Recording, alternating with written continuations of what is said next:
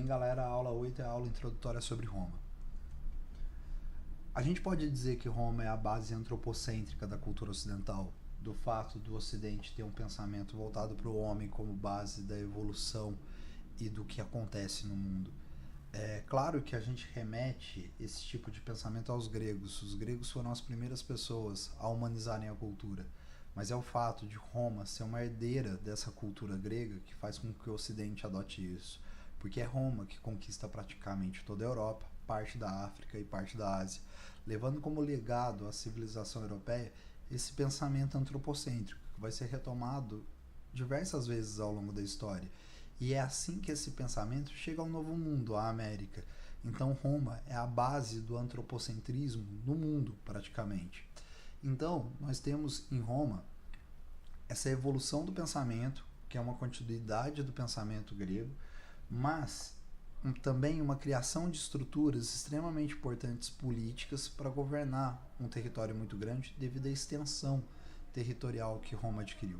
Mas Roma não começa dessa maneira como um grande império. Roma tem uma evolução, e até mesmo uma evolução política, já que nós temos 3 modelos políticos aplicados em Roma que caracterizam os seus 3 períodos: monarquia, república e império. Quanto às origens de Roma, nós temos uma origem lendária e uma origem histórica. A origem lendária é a lenda de Rômulo e Remo, os 2 irmãos gêmeos que seriam descendentes de um príncipe troiano chamado Enéas, que chegam até a região de Roma, e mais tarde esses 2 irmãos entram em guerra para saber quem será o primeiro rei de Roma, tendo tido a vitória de Rômulo.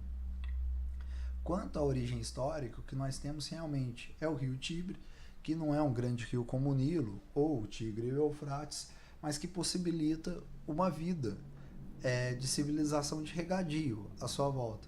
Então, inicialmente, nós temos ali pequenos agricultores e criadores de porco, porque esse rio era extremamente lamacento, o que facilitava a criação dos porcos, que era a carne mais valorizada da antiguidade.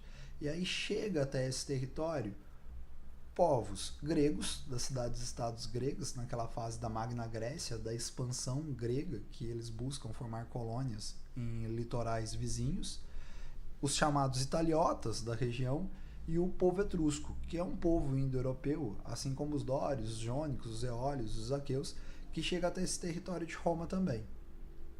Aqui nós temos uma figura muito famosa que mostraria os gêmeos Rômulo e Remo sendo amamentados por uma loba chamada Lupa, devido ao fato deles terem perdido a sua mãe. Essa ideia de que os príncipes troianos que deram origem a Roma foram amamentados por uma loba se liga à ideia romana de grandes guerreiros, que Roma vai ter de si mesma, de que Roma é um império de grandes guerreiros.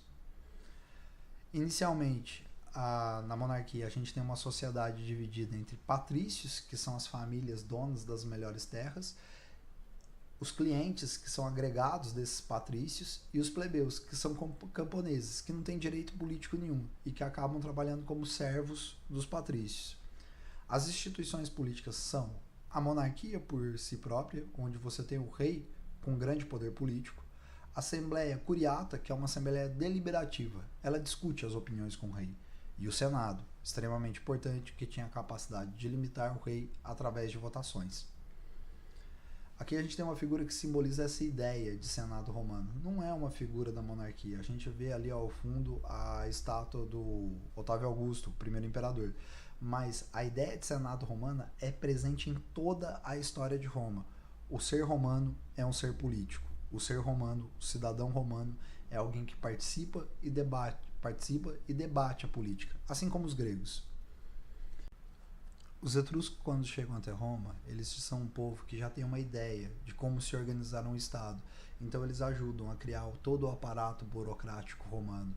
E por isso eles detêm poder político suficiente para conseguir ter a monarquia em seu poder. Então os reis são etruscos. Os plebeus, que são a classe menos favorecida de Roma, rapidamente, de maneira muito precoce, eles começam a se organizar para exigir direitos políticos. A ideia de greve nasce entre os plebeus romanos. Então, esses reis etruscos passam a ter que estar equilibrados entre a vontade dos patrícios, baseada na sua força econômica, baseada na sua propriedade de terras, e os plebeus, que já tinham entendido que eram a força produtiva.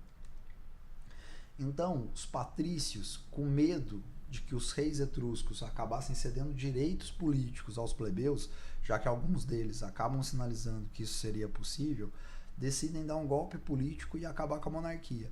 Tarquínio, o Soberbo, que é o último rei de Roma, ele sinaliza que dará direitos políticos aos plebeus. Então ele é acusado de ter abusado de uma filha de um patrício, algo sobre o qual não há nenhuma prova histórica, nem que confirme a acusação, nem que a contradiga, e ele é retirado do poder. Mas o interessante nesse momento é reparar que ele é retirado do trono, mas ele não é substituído por um outro rei. O modelo político de Roma muda. Roma se torna a república. A ideia de república romana nasce com a ideia de que ela seria controlada pelo Senado. A partir de agora, o Senado escolhia os principais funcionários públicos de Roma, uma função que antes pertencia aos reis.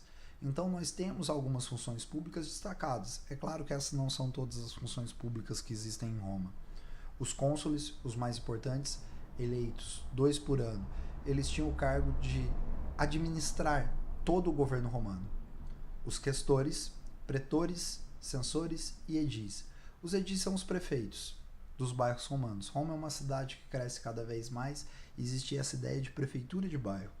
Os censores são aqueles que contam a população romana, mas não é o simples contar. O contar a população romana serve para o planejamento do que Roma precisa construir. Os pretores, que são os juízes, e os questores, que são os fiscais, os cobradores de impostos. É nessa fase da República Romana que nós temos uma grande expansão territorial. E aí gera uma confusão, porque nós falamos império para modelo político, mas império também em relação à conquista de outros povos. E nessa fase da República Romana, no sentido de conquistar outros povos, Roma já é um império. Aqui na expansão territorial a gente tem um conflito-chave. Roma venceu outros reinos, outros povos, mas o conflito-chave são as guerras púnicas, que Roma trava contra Cartago, aquela colônia fenícia que a gente citou na aula dos fenícios. Cartago tinha uma expansão territorial também, uma cidade no norte da África que começava a ser um grande império comercial, e faz com que ela e Roma conflitem pelo domínio do mar Mediterrâneo. É um conjunto de 3 grandes conflitos que começam em 264 a.C. e atravessa mais de 100 anos, terminando apenas em 146 a.C., com a vitória romana. A partir do momento que Cartago é derrotado e seu império está destruído e a serventia de Roma, Roma passa a ser a dona do mar Mediterrâneo. Os romanos diziam, mare nostrum, o mar é nosso. Roma, controlando o mar Mediterrâneo, controlava a principal rota econômica do mundo conhecido, portanto ela se torna o centro econômico do mundo. Isso faz com que ela tenha um grande fluxo comercial, mas também um grande fluxo de escravos. Aqui nesse mapa mostra os Roma e seus aliados contra Cartago e seus aliados. É interessante reparar que inicialmente, na verdade, Cartago era um império até mesmo maior que o Império Romano. Os plebeus continuam sua luta por conquista de direitos políticos. Como Roma começa a ficar muito rica, essa luta por direitos políticos dos plebeus começa a ficar facilitada, porque a base de trabalho não será mais eles. A base de trabalho, nesse momento, se torna o escravo. Então nós temos uma primeira lei extremamente importante, que é a do tribuno da plebe. O tribuno da plebe, ele não era um senador, mas ele acompanhava o Senado. Ele tinha um poder de voto muito grande, que era o poder de veto. Toda vez que uma lei era feita em relação aos plebeus, o tribuno da plebe tinha o direito, com o seu único voto, de anular a votação de todos os outros senadores. Depois nós temos a Lei das 12 Tábuas, que é um conjunto de leis escritas, a Lei Canuleia, a Lei Licínia, a Orgúnia e a Hortência. A Hortência merece um destaque, já que ela é a lei que estabelece o plebiscito, que dita que a população romana deveria ser consultada sobre certas leis. Mas nós temos uma crise na República Romana, com vários fatores. A gente vai destacar alguns eventos maiores que mostram que essa expansão territorial romana muito grande era muito difícil de ser controlada e que ela não vinha acompanhada de uma estabilidade social. O primeiro momento é o fato de que os plebeus estão ficando sem função, e isso cria uma marginalização. Por mais que Roma adotasse um certo assistencialismo de Estado, de distribuir comida, distribuir espetáculos. Então os irmãos Graco, que são tribunos da plebe, eles vão propor a reforma agrária, a ideia de distribuir pequenas propriedades de terra para esses camponeses para que eles tivessem função e para que eles conseguissem produzir sua própria subsistência. Tibério, que é o primeiro a propor isso, acaba sendo morto em 133 a.C. Seu irmão Caio, mais de 10 anos depois, se torna também tribuno da plebe e adota as ideias de Tibério, também sendo morto por uma perseguição dos patrícios. Essa instabilidade social de Roma levou que grandes generais conseguissem chegar ao cargo de cônsul. E apesar de ser proibida a reeleição, 2 generais conseguiam ser reeleitos constantemente devido ao seu poder militar, o que convencia o Senado a ignorar a lei romana. Estamos falando de Mário e de Cornélio Sila. Esses 2 ditadores de Roma vão conflitar para tentar dominar o governo romano, cada um deles sozinho. Mário vai perder o conflito, mas Cornélio Sila acaba sendo envenenado 2 anos depois da vitória sobre Mário. Um outro fato de muito destaque é a revolta de Espartacus, que já gerou filmes e séries para a TV. Espartacus seria um gladiador da cidade de Capua, onde ele lidera uma revolta na sua escola de gladiadores.